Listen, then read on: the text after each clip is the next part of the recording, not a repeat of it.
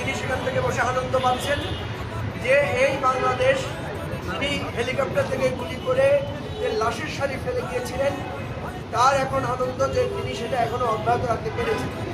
আমরা এর তীব্র নিন্দা জানাই। প্রশাসনিক যে ব্যর্থতা, সেই ব্যর্থতার বিষয়টা আমরা স্পষ্ট করে বলছি যে সরকারের এখন পর্যন্ত আমরা শুনিনি যে কোনো একজন উপদেষ্টা এই প্রথম আলো বা ডেইলি স্টার অফিস দেখতে এসেছেন। আমরা দেখেছি ডেইলি স্টারের জিনিসগুলো লুটপাট করা হয়েছে। প্রথম আলো এবং ডেইলি স্টারে গণ অভ্যুত্থানের যে সমস্ত স্মৃতি চিহ্ন ছবি ছিল, এই লুটেরারা প্রথম সেই ছবিগুলোকেই আগুন দিয়ে ধরিয়ে দিয়েছে। তার মানে হচ্ছে এরা আমাদের গণ অভ্যুত্থানকে ব্যাহত করতে চায়, গণ অভ্যুত্থানকে প্রতিষ্ঠিত করতে চায়। আপনারা জানেন গতকাল তরুণ নেতারা সবাই শাহবাগে সমবেত হয়েছিল।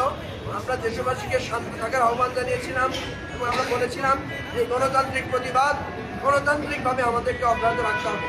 কোনো ধরনের উস্কানিতে পা দেওয়া যাবে না, কোনো ধরনের সহিংসতা করা যাবে না।